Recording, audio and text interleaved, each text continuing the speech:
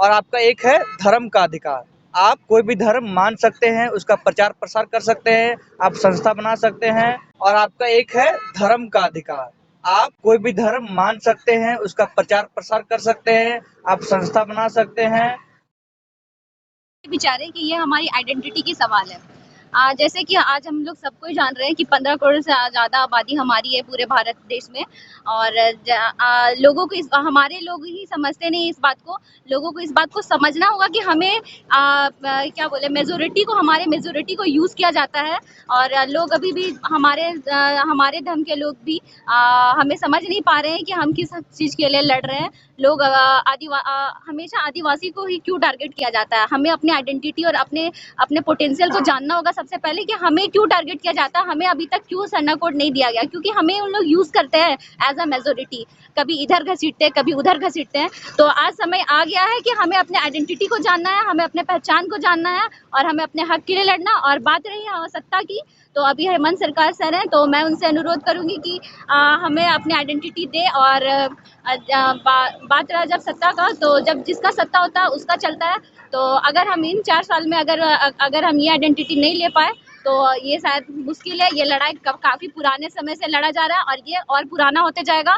तो हमें जिस जोश और जुनून से आज हम यहाँ आगे बढ़े हैं, ये जोश और जुनून हम बाकी सोशल मीडिया के थ्रू जो घर बैठे लोग हैं, मेरे सारे भाई बहनों और सारे पेरेंट्स को मैं ये बोलना चाहूँगी कि आप आए और अब टाइम आ गया कि हम अपने आइडेंटिटी को जाने और हम अपना पहचान लें और हम किसी के साथ एज ए मेजोरिटी का इस्तेमाल ना हो, इधर उधर घसीटा ना जाए हम। जी, पहले संविधान में 6 तरह का मौलिक अधिकार है। आपका समानता, स्वतंत्रता, शोषण के विरुद्ध अधिकार और आपका एक है धर्म का अधिकार। आप कोई भी धर्म मान सकते हैं, उसका प्रचार प्रसार कर सकते हैं, आप संस्था बना सकते हैं।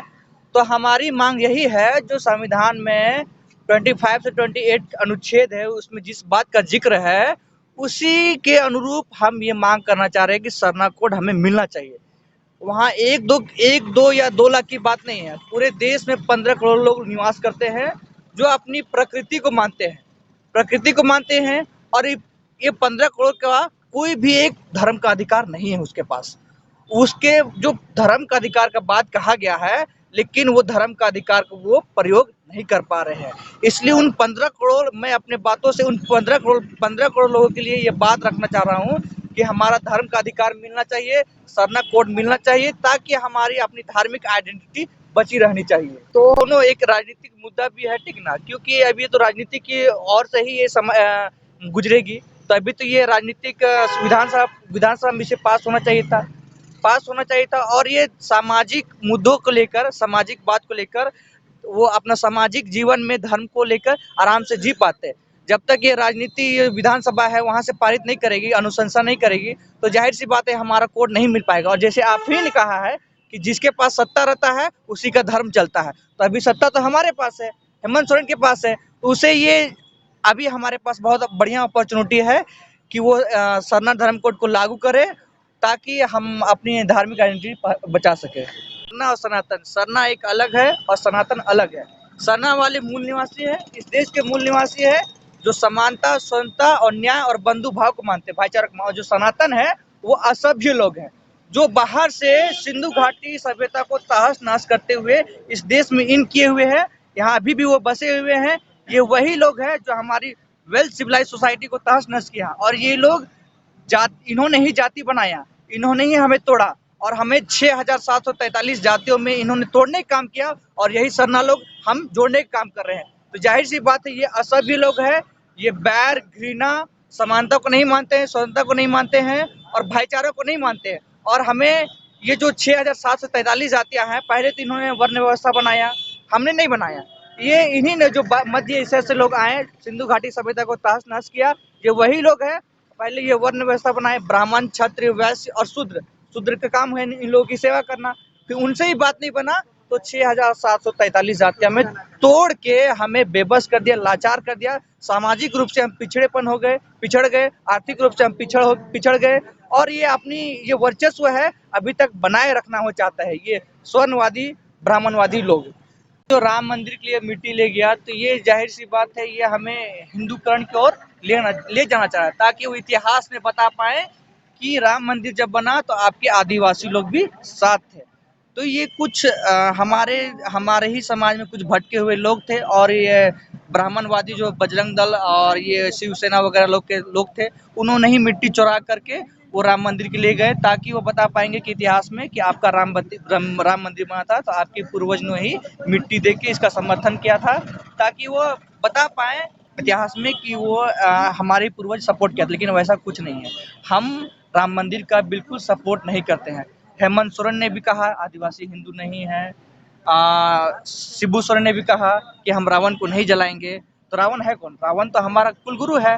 वो तो राम को मानते हैं, हम तो रावण के मानते हैं।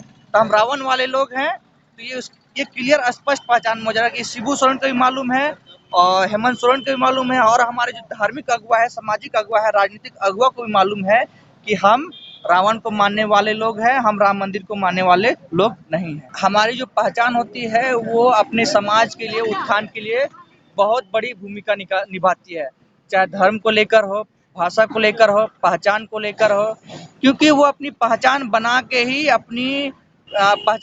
ही अपना वो डेवलपमेंट कर पाएगा।